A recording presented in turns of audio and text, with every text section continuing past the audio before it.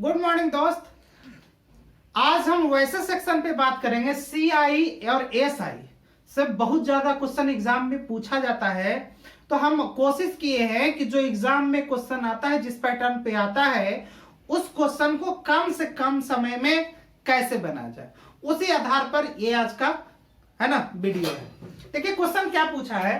Question है कि 21,140 रुपए को दो भागों में बांटकर एक अमाउंट दे रखा है, एक पैसा कुछ दे रखा है 21,140 रुपया, जिसको दो भागों में बांटना है।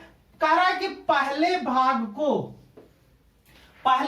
को 8% वार्षिक दर पर 3 वर्ष के लिए, दूसरे भाग को 9% वार्षिक दर पर 2 वर्ष के लिए कर्ज पर दिया जाता है। और कह रहा कि यदि दोनों स्थितियों में साधारण ब्याज समान हो, तो प्रत्येक भाग की राशि क्या है। अब जब भी इस टाइप का क्वेश्चन आया तो हमने इसके लिए एक ट्रिक बनाया है। एक ट्रिक है इसके लिए, P1 बटा P2 बराबर R2T2 बटा R1T1। इसी ट्रिक पर आपका ये क्वेश्चन बन जाएगा। कैसे बनेगा? आपको पहले क्या करना है, आपको यही P1 P2 के बारे में पता करना है, यानी कि P1 बटा P2 का वैल्यू तो निकालना ही है। यह R2 का वैल्यू मतलब दूसरा राशि के लिए दर और दूसरा समय, दूसरा वर्ष के लिए समय है ना, मतलब दूसरा कितना है, 9 वर्ष के लिए रेट है, तो 9 वर्ष के लिए रेट हो गया। और उसको कितना समय के लिए दिया गया है, 2 वर्ष के लिए, तो गुना 2 बटा पहले भाग को कितना 8% वार्षिक दर से, यानी 8 गुना उसके लिए समय कितना बांधा था 3 साल, तो गुना 3। ठीक है, आप इसको रेशियो निकाल गया, P1 रेशियो P2 बराबर कितना हो जाएगा, कटेगा काट देंगे, 3 3 9 2 चौके 8, मतलब 3 रेशियो 4 के रूप में हो गया है ना। यानी P1 रेशियो P2 का मान कितना हो गया, 3 रेशियो 4 का। अब क्या बोला है, आपको निकालने बोला है प्रत्येक रेशियो के, मतलब P1 भी निकालने बोला है और P2 भी।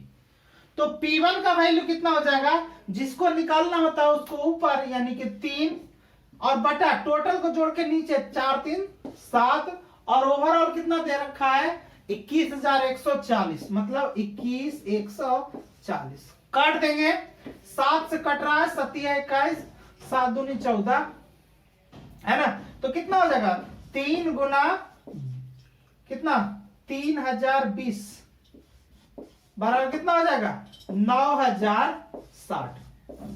ये P1 का वैल्यू आ जाएगा। उसी तरीके से P2 का वैल्यू कितना आ जाएगा, आप P2 का वैल्यू ऐसे भी निकाल सकते हो, या फिर P2 का वैल्यू एक का निकल गया, ओवरऑल 21,140 है, जिसमें एक ये है 9,060 है, तो दूसरा का नहीं निकल जाएगा, यानी P2 का वैल्यू कितना हो जाएगा 80, और कितना होगा 4 तिया 12,080 रुपए। तो इसी टाइप का क्वेश्चन एग्जाम में पूछा जा रहा है, तो ऐसा उम्मीद करते हैं कि ये समझ में आया होगा। लेकिन इसी आधार पर एक क्वेश्चन और सॉल्व करवा देते हैं, ताकि आपको समझने में ज्यादा आसानी होगी। देखिए अगला क्वेश्चन क्या है, कह रहा है कि 13,500 रुपए की राशि को 2 बराबर भागों में बांटकर 2 बराबर भागों में बांट रहा है, और कह रहा है कि पहले भाग को 6% की दर से 5 वर्षों के लिए दिया जाता है। तो हम ट्रिक के बारे में बात किए कि P1 रेशियो P2, आपको इस तरीके से हम बताएं कि P1 बटा P2 बराबर R2T2 बटा R1T1।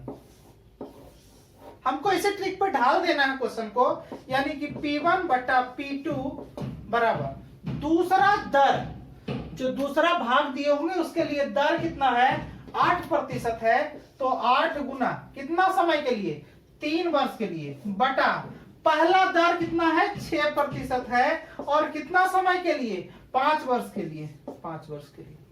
काट देंगे, 3 दूना 6, 2 चौके 8, यानी कि P1 रेशियो P2 का मान कितना हो गया, 4 रेशियो 5। आपको अब क्या निकालना है, P1 और P2, यानी P1 का मान निकालने के लिए 4 ऊपर बटा 4 5 9 और गुना कितना 13,500। काट देंगे, 15 नमा 35 से, ठीक है, तो 4 गुने 1500 मतलब कितना 6000। उसी तरह से P2 का वैल्यू निकाल देंगे तो P2 का वैल्यू कितना हो जाएगा, 13,500, यानी कि कितना हो जाएगा 5 बटा 9 गुने 13,500। काट देंगे 15, ठीक है, तो कितना हो जाएगा 5 गुने कितना 1500, 1500 15 पचे 7500, ठीक है। तो ऐसा क्वेश्चन एग्जाम में बार बार पूछा है, इसीलिए हमने कोशिश किया कि उसको कम समय में कैसे बनाया जाए। हमारे साथ और भी वीडियो के लिए बने रहिए, तब तक के लिए धन्यवाद।